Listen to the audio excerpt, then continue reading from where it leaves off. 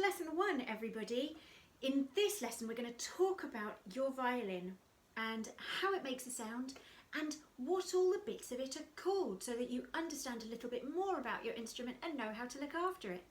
Now, your violin is part of the string family, which means that it is made of wood, so if you give it a little gentle tap, you will hear that it's made out of wood. It has strings, and all the string family of instruments are played with a special stick called a bow. And when we pull that bow across the strings, it makes a beautiful long sound.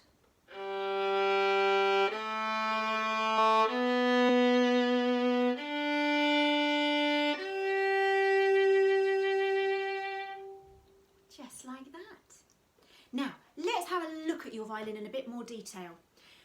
If you look at your little diagram, you'll see that number 1, right at the top of the instrument, is this lovely, beautiful, curly bit here. Now, this is called the scroll, and it's been given that name because the inside bit looks like a scroll of paper. I actually like to call this part of the violin the violin's head, because it looks a little bit like a violin's head to me, or a person's head.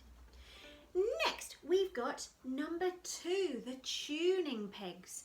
Now, what these do is they change the sound that the string makes. So if I draw my bow across to make a sound and I turn these pegs,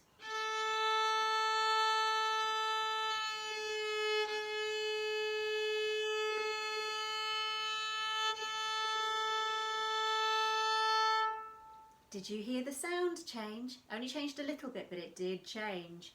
Now, we've got to be very careful with our pegs. I like to think of them as our wiggly ears. Now, you wouldn't go up to a friend at school and go wiggle, waggle, wiggle with their ears, would you?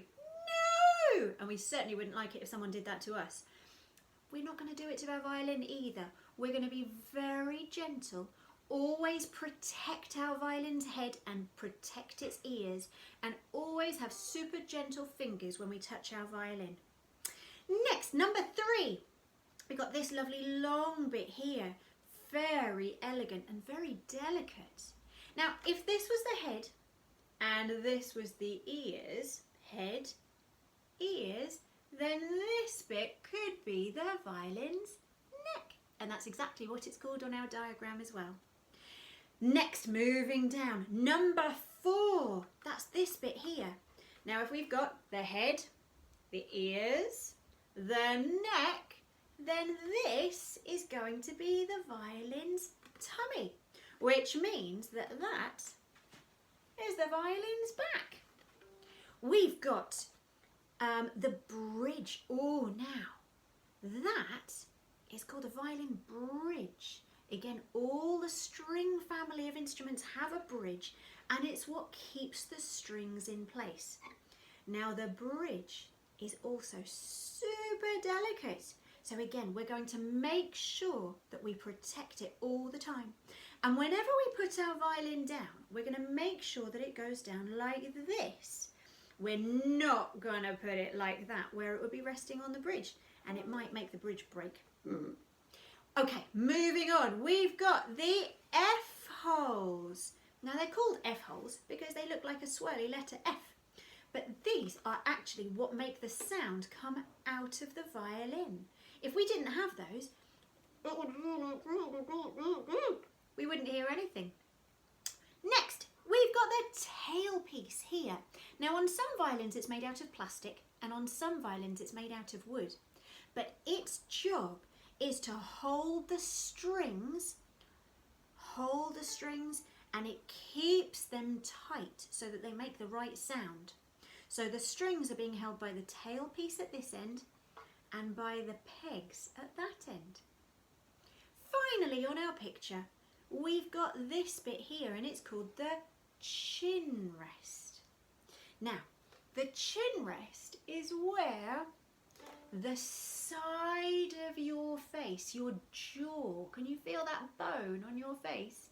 It's your whole jaw that sits really snugly in that chin rest, and allows you to hold your violin really comfortably.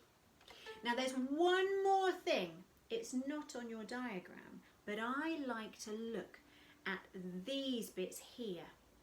Now let's have a think. If this is the violin's head, if these are the violin's ears, if this is the violin's neck, then these here might be the violin's shoulders. Now these are important because in lesson 2, when we look at holding your violin, I'm going to ask you to hold your violin by the shoulders like this, okay? Have a look at your diagram, see if you can learn all the bits of your violin, and then maybe if you can explain it to your mum or your dad or your brother or your sister or another grown-up that's interested. Have fun and see you next lesson. Bye!